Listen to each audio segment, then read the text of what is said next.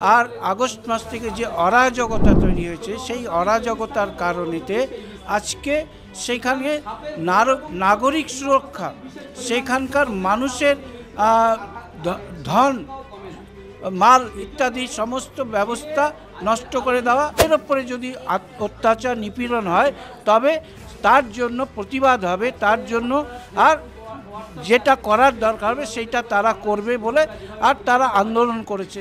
বাংলাদেশকে হাতিয়ার হিসাবে আর নিয়ে ভারতবর্ষের উপরে আক্রমণ শানাতে চায়। আজকে আপনাদের হিন্দু জাগরণ মঞ্চের তরফ থেকে যে এখানে প্রেস কনফারেন্স রাখা হয়েছে তা আগামীকালে যে মিছিল বা আপনারা ডাকছেন তার প্রেক্ষিতে, কিন্তু যেখানে আমরা আপনাদের মধ্যে যে সংশয়টা আমরা দেখছি যে চিন্ময় কৃষ্ণ প্রভু, যাকে ইতিমধ্যে গ্রেফতার করা হয়েছে, তার জামিনও খারিজ করে দেওয়া হয়েছে, দেখা যাচ্ছে যে তার প্রাণ সংশয় আছেন বলে আপনারা মনে করছেন, এটা কেন? আজকে বাংলাদেশ নিয়ে আজকে আমাদের চিন্তার বিষয় যে বাংলাদেশ 1971 স্বাধীন হয়েছিল, যেই বাংলাদেশকে স্বাধীন করার জন্য ভারতবর্ষের মানুষের আপামর প্রচেষ্টা এবং এই পশ্চিমবঙ্গের মানুষের সক্রিয় সহযোগিতা ছিল, সেইখানে আর আগস্ট মাস থেকে যে অরাজকতা তৈরি হয়েছে সেই অরাজকতার কারণেতে আজকে সেখানে নাগরিক সুরক্ষা, সেখানকার মানুষের ধন মাল ইত্যাদি সমস্ত ব্যবস্থা নষ্ট করে দেওয়া, আর সেখানকার যারা নাগরিক তাদের উপরে অত্যাচার নিপীড়ন, সাধারণ নাগরিকদের ওপর অত্যাচার নিপীড়ন হচ্ছে।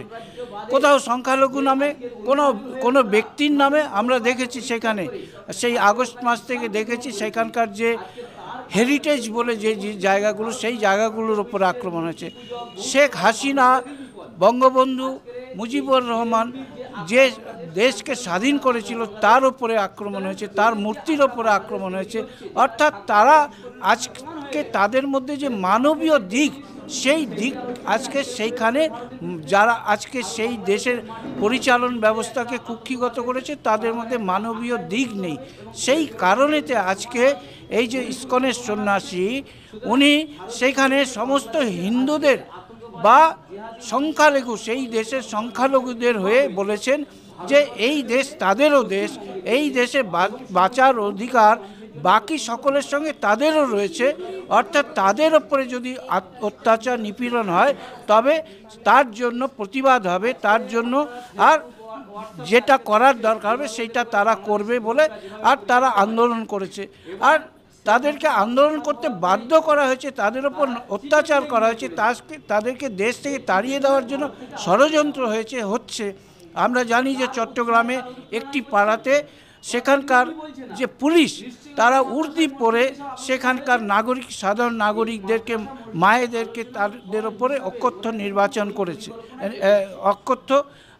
অত্যাচার করেছে। আমরা দেখলাম যে এই যে ইসকন সন্ন্যাসী প্রভুকে আর অ্যারেস্ট করার পরে তারা যেভাবে নিয়ে গেল একজন সাধারণ ক্রিমিনালকেও আর সেইভাবে নিয়ে যাওয়া হয় না, এবং কোন গোপন ডেরায় আছে আজকেও সেটা জানতে পারছে না মানুষেরা, সাধারণ নাগরিকরা জানতে পারছে। আমরা দেখলাম যে তাদের যে আন্দোলন চলছে সেই আন্দোলনে শুধু ইসকন বিরোধী তারা স্লোগান তুলছে, ইসকন বিরোধী স্লোগান, কিন্তু আমরা তো দেখেছিলাম যে কিছু সময় যদি আমরা পিছনে যাই, এই বাংলাদেশে যখন বন্যা হয়েছিল এই ইসকনের ব্যক্তিরাই তারা কিন্তু জাতি ধর্ম বর্ণ নির্বিশেষে ত্রাণ সরবরাহ করেছিল। তাহলে ইসকনের উপর এত রাগ কেন?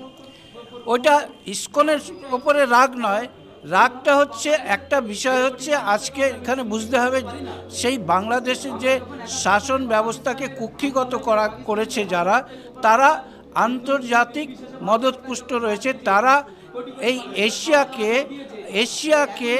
আর তারা আর দুর্বল করতে চায়।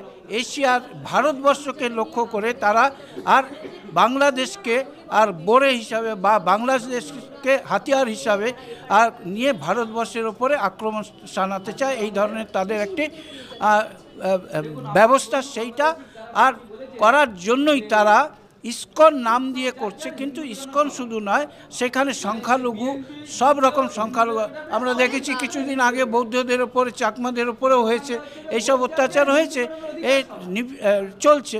কিন্তু আজকে সেখানে হিন্দুরা তারা সক্রিয় হয়েছে। আজকে আমরা একটা সময় দেখেছিলাম যে স্বামী বিবেকানন্দ হিন্দু ধর্মের কথা নিয়ে আমেরিকাতে বলেছিলেন, তখন সেখানে তাদেরকে স্বাগত জানিয়েছিল the Hindu Monk of India. আজকে সেই রকমই এই প্রভু are the Hindu Monk of Bangladesh সেখানে একটা আর বার্তা দিচ্ছেন সারা পৃথিবীর সামনে যে হিন্দুদের আজকে যে যেখানে আছে সেখানে সক্রিয়ভাবে শক্তভাবে দাঁড়াতে হবে। এই বার্তাটা ওইখানে যারা বিচ্ছিন্নতাবাদী যারা আজকে সেই দেশকে কুক্ষিগত করেছে তাদের আর কাছে এইটা একটা চিন্তার বিষয় হয়েছে। ইউনিট সরকার কি ভয় পাচ্ছে হিন্দুদের একত্রিত হওয়া দেখে? এতদিন আমরা দেখেছি 1947-এ দেশ স্বাধীন হয়েছে, ধর্মের ভিত্তিতে দেশ স্বাধীন হয়েছে, সেখানে হিন্দুদেরকে আর এপারে আসতে বাধ্য করা হয়েছে। আর সেই কারণেতে আমরা দেখেছি সেই 47-এর পরে বিভিন্ন সময়ে সেখানে উদ্বাস্তুরা এই দেশে এসেছে, এই দেশে এসে তারা কষ্ট সহ্য করেছে, এর থেকে শিক্ষা নিয়েছে, নেওয়ার পরেতে তারা আজকে আর সেইখানে আজকে তারা যে আমার দেশ বাংলাদেশের অধিকার সকলের মতন তাদেরও রয়েছে, তাদেরও সম্পত্তি রয়েছে, তাদেরও আর সেখানে আর গড়ে উঠেছে, সেই মাটির সঙ্গে তাদেরও টান হয়েছে, আত্মিক টান আছে, সেই কারণে তারা আর সেইখানে থাকার জন্য অঙ্গীকারবদ্ধ আছে। কোথাও কি এটা বলতে চাইছেন যে পাকিস্তান যেমন একটি ইসলামিক দেশ, সেরকম কি বাংলাদেশে যারা সংখ্যাগরিষ্ঠ রয়েছে তারা কি বাংলাদেশকে এই ইসলামিক দেশ হিসাবে তাদেরকে চিহ্নিত করতে চাইছেন নিজেদেরকে? কারণ আমরা জানি ইতিমধ্যে রাম মন্দিরের যিনি প্রধান পুরোহিত তিনিও একই ধরনের বক্তব্য করেছে যে আজ এই মুহূর্তে বাংলাদেশের হিন্দুদের উপর যে আচরণ হচ্ছে পাকিস্তানের হিন্দুদেরও সেম একই ধরনের আচরণ। এটা আজকে চিন্তার বিষয় হয়েছে যে আজকে ভারতবর্ষের যে সংস্কৃতি হিন্দু ধর্ম বা সংস্কৃতি, সেই সংস্কৃতি আজকে সারা পৃথিবী জুড়ে যে প্রকাশ, যে সকলকে সংগঠিত করার যে ভাবনা হিন্দুদের মধ্যে রয়েছে, পৃথিবীর যে যেখানে রয়েছে সেই দেশের উপযোগী করে সে দেশ ভাগ হয়ে যাওয়ার পরে পাকিস্তানে যারা রয়েছে, দেশ ভাগ হয়ে যাওয়ার পরে অধুনা বাংলাদেশে রয়েছে, তাদের মধ্যেও রয়েছে যে সেই দেশের সর্বান্তকরণে উন্নতির ভাবনা তাদের মধ্যে রয়েছে। আজকে ভারতবর্ষ থেকে পৃথিবীর বিভিন্ন দেশে হিন্দুরা গেছে, সেখানে গিয়ে তারা করেছে।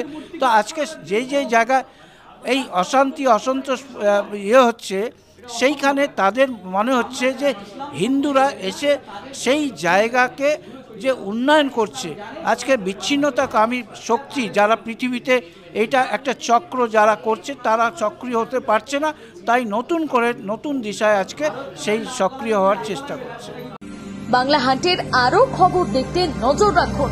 বাংলা খবর মানেই বাংলা হান্ট।